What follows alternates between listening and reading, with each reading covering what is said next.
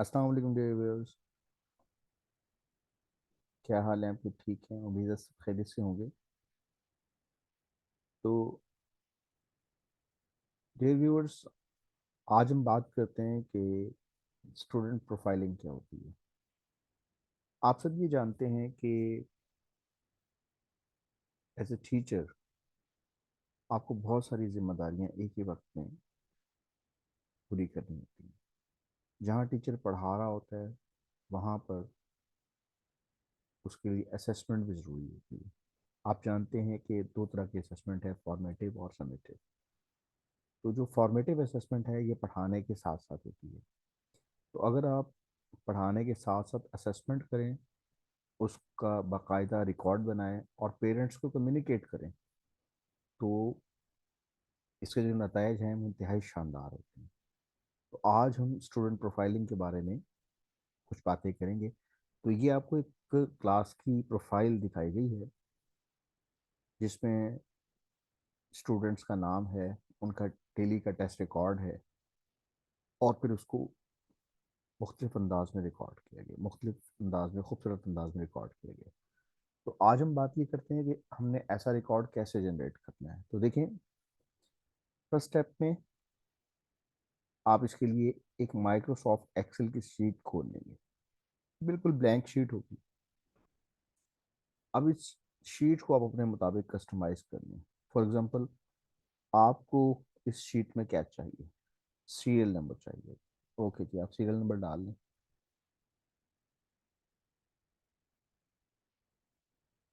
इसी तरह अगर आपको स्टूडेंट के नेम्स चाहिए,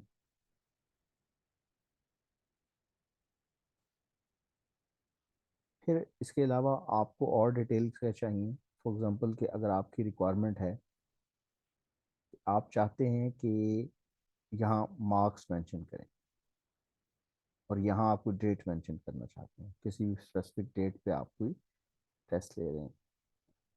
तो लेट अस सपोज इसमें हम डेट्स डाल देते हैं कि लेट अस सपोज कि 25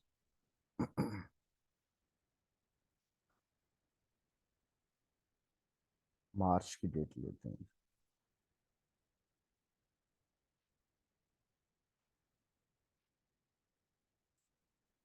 इसी तरह आपके जो टेस्ट हैं उसमें मैक्सिमम मार्क्स कितने हैं? लेट अस सपोज कि उसमें जो मैक्सिमम मार्क्स हैं वो 40 हैं, ये जितने भी हैं वो आप यहाँ मेंशन कर सकते हैं। इसी तरह जैसे जैसे डेज गुजरते जाएंगे, आप इसमें डेट्स आगे बढ़ाते जाएं और अपने स्टूडेंट्स का record day by day enter करते जाएं। इसी तरह ये 25 है, इसको मैं थोड़ा सा ट्रैक करूंगा तो इसमें 26 का रिकॉर्ड आ जाएगा, फिर 27 का आ जाएगा, फिर 28 तारीख का। तो हम यहाँ कुछ दिनों का रिकॉर्ड बनाते हैं और देखते हैं कि इसमें क्या क्या एलिमेंट्स हो सकते हैं। तो आप ये देखें कि ये कुछ डेट्स मैंने दाखिल कर दी हैं। अब उस डेट में जितना जितना स्कोर का आप टेस्ट ले रहे हैं, फॉर एग्जांपल 40 नंबर के टेस्ट लेते हैं, फिर आप 25 नंबर का टेस्ट लेते हैं, फिर आपने 20 नंबर के टेस्ट लिए हैं, फिर 12 नंबर का टेस्ट लिया है, फिर लेट अस सपोज आपने एक और 20 नंबर का टेस्ट ले लिया है, और लेट अस सपोज कि आप नेक्स्ट डे 25 मार्क्स का टेस्ट लेते हैं। अब इम्पोर्टेंट क्या है? Serial number. तो आप क्या करेंगे, या रोल नंबर, जो भी आप डालना चाहें। तो यहाँ फर्स्ट कर लें रोल नंबर 1 है। यहाँ हम फार्मूला पुट करते हैं कि इक्वल प्रेस करेंगे, लास्ट कॉलम 1 और प्लस इसमें कर देते हैं 1। तो इस तरह से क्या होगा, आपके पास जनरेट हो जाएगा 2। फिर इसी तरह फर्स्ट कर लें 3 4 5। तो हम ऐसा करते हैं कि 5 स्टूडेंट्स का डाटा ले लेते हैं। बड़ा सादा सा डाटा लिया है जी। अब डाटा में जो 5 स्टूडेंट्स हैं उसमें नाम है जी, पहला नाम है जी लेट सपोज के नवीद हैं। दूसरे स्टूडेंट हमारे पास हामिस हैं। तीसरे फर्स्ट कर लें हमारे पास डेविड हैं। चौथा स्टूडेंट हमारे पास फर्स्ट कर लेंगे रामलाल हैं। तो हमारे पास एक मिक्स कम्युनिटी है जिसके स्टूडेंट्स अवेलेबल हैं।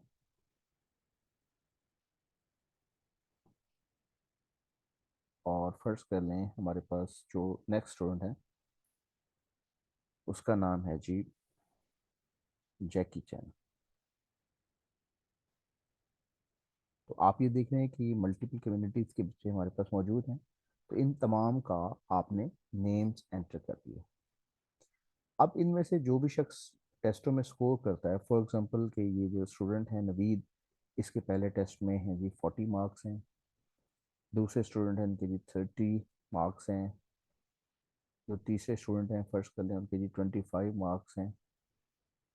इसी तरह जो नेक्स्ट स्टूडेंट है हमारे पास, वो इसमें 33 मार्क्स ले रहे हैं, और एक और स्टूडेंट है उनके यहाँ 20 मार्क्स हैं। इसी तरह जब अगला टेस्ट हुआ तो लेट अस सपोज कि उस टेस्ट में जो पहले स्टूडेंट हैं वो एब्सेंट हैं। दूसरे स्टूडेंट के 25 में से 25 मार्क्स हैं। तीसरे स्टूडेंट 25 में से 30 मार्क्स हैं। जो तीसरे स्टूडेंट हैं लेट अस सपोज के उनके 25 आउट ऑफ 25 हैं। नेक्स्ट जो स्टूडेंट है उसके 27 मार्क्स हैं। और sorry, it should be less than 25। तो यहाँ लेट अस सपोज के 24 मार्क्स हैं। और ये जो स्टूडेंट है इनकी जी 23 है। इसी तरह इनके let us suppose next test में 15 मार्क्स हैं, 10 हैं, और 12 हैं, 18 हैं, और 20 है। इसी तरह ये जो स्टूडेंट हैं, लेट अस सपोज कि यहाँ मतलब जो स्टूडेंट आपके पास अवेलेबल हैं, इनके स्कोर हमारे पास कितने हैं जी। पहले टेस्ट में इसके 12 हैं, इनके 10। तो इस तरह से हम इन्होंने ये टेस्ट में एबसेंट हो गए हैं, इनके लेट अस सपोज के 10 मार्क्स हैं, और इनके भी 10 हैं। इसी तरह जो नेक्स्ट स्टूडेंट हैं उनको भी हम कुछ फिक्टिशियस मार्क्स दे देते हैं, ताकि हमें ये अंदाज़ा हो कि हम स्टूडेंट्स के नंबर जो हैं वो एंटर कर चुके हैं। अब लेट अस सपोज कि हम इनको कुछ स्कोर दे देते हैं। इसी तरह जाहिर है कि जो नेक्स्ट स्टूडेंट है वो भी हमारे पास कुछ ना कुछ स्कोर ले चुके हैं। तो लेट अस सपोज इनके 24 मार्क्स हैं, इनके 23 हैं, इनके फिर 25 हैं, इनके 16 हैं, और इनके 10 मार्क्स हैं। तो डियर स्टूडेंट्स, इस तरह से आपने क्या करना है, इनिशियली डाटा एंटर कर लेना है। अब ये जो डेट्स हैं, थोड़ी सी फॉर्मेटिंग के पॉइंट ऑफ व्यू से अगर मैं बात करूं, तो इन डेट्स को हम लेट अस सपोज के ब्लू कलर दे देते हैं, और कुछ वाइट कर देते हैं। ये मैं थोड़ा सा साइज इसका बड़ा कर देता हूँ ताकि आपके लिए विजिबल हो जाए। बोल्ड करना चाहें तो आप इसे बोल्ड भी कर सकते हैं।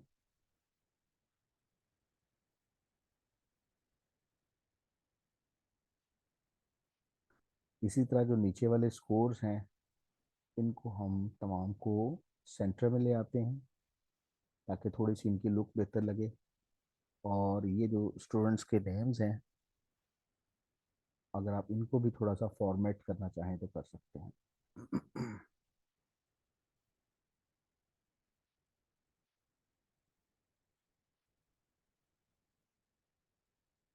तो अगर कोई कलर देना चाहें तो आप इन्हें वो भी दे सकते हैं, कि लेट अस सपोज जी हम इन्हें कोई भी कलर दे सकते हैं। अब इसी तरह अगर आप यहाँ बात करें सीरियल की, तो लेट अस सपोज के आपके पास यहाँ जो पहला हिस्सा है इसको भी स्पेसिफिक कलर दे देते हैं, और यहाँ जो स्टूडेंट्स के नेम्स हैं इसको भी आप कोई भी कलर देना चाहें तो आप दे सकते हैं। पहले फेज में आपने रॉ डाटा को एंटर कर लिया। अब एंटर करने के बाद अगर आप ये जानना चाहते हैं कि इस टेस्ट में टोटल कितना है, तो ये जी आप लास्ट कॉलम बना लेते हैं कि शीट में जो प्रोफाइल है इसके अंदर जो टोटल स्कोर है वो आप यहाँ मेंशन कर दें। आप टोटल के लिए आपको फार्मूला लगाएंगे। फार्मूला में क्या होगा, आप देखेंगे कहाँ से कहाँ तक है। तो टोटल के लिए आपको सम चाहिए, और समेशन कहाँ से लेना है, यहाँ हम वो पूरा सीरियल ऐड कर देंगे कि हमें कितने स्टूडेंट्स का सम लेना है। तो डेढ़ स्टूडेंट्स इसके लिए क्या करते हैं, हम बाकायदा इनको एंटर करना शुरू कर देते हैं। तो हम एग्जैक्ट तादाद देखेंगे कि आपके पास स्कोर कहाँ से कहाँ तक आ रहा है। तो यहाँ मैं रेलेवेंट फार्मूला अप्लाई कर देता हूँ।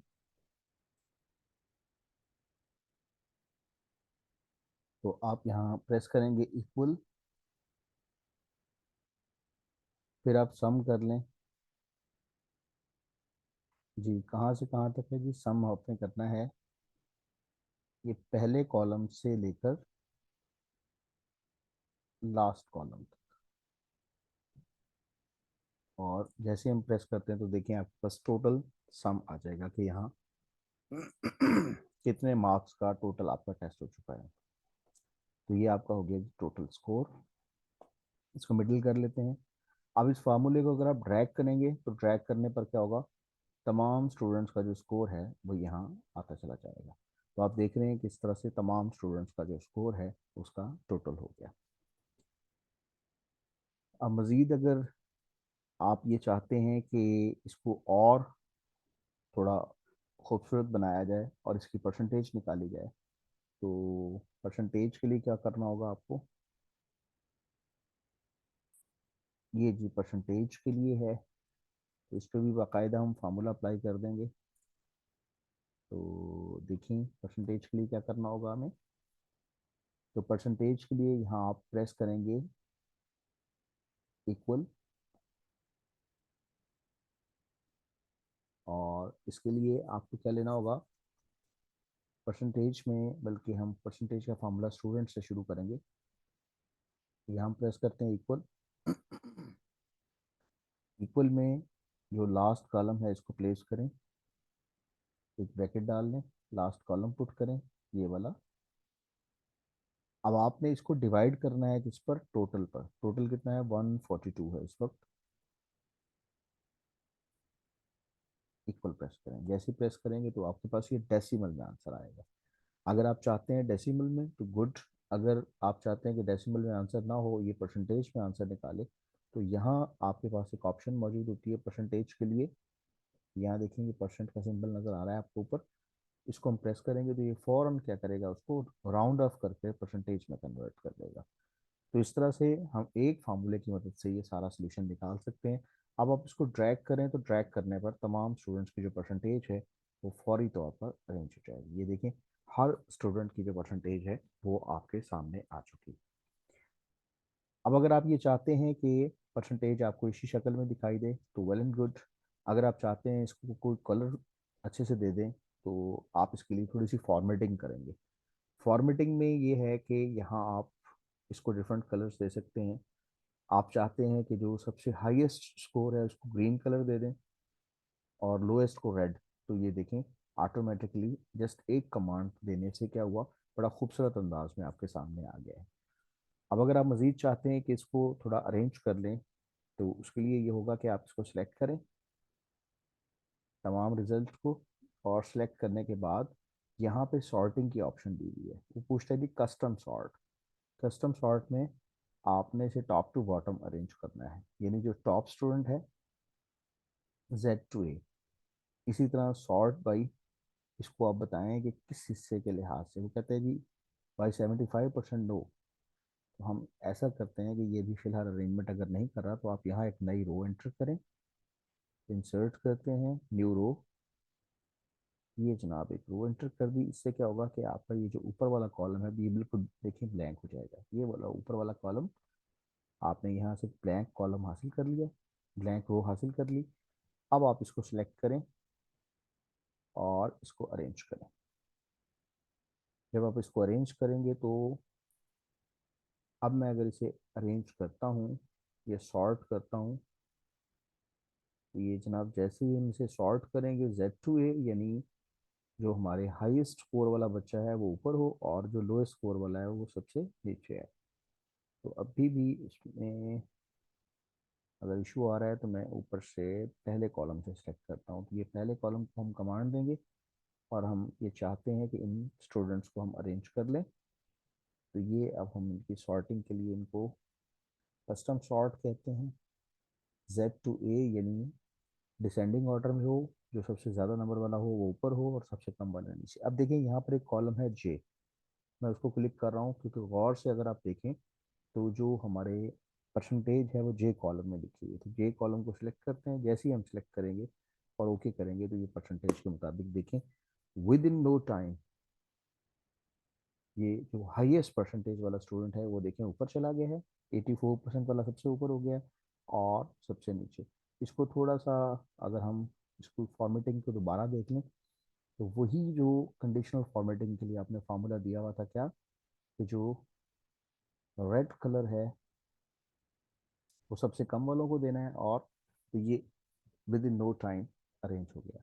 मज़ीद ये है कि अगर आप इस डाटा को मज़ीद अच्छी लुक देना चाहते हैं तो एक और लुक इसकी ये बन सकती है कि आप इस पूरे को सिलेक्ट करें और अगर आप इसमें से कोई एब्सेंट सार्ट आउट करना चाहते हैं तो यहाँ कंडीशनल फॉर्मेट कर दें।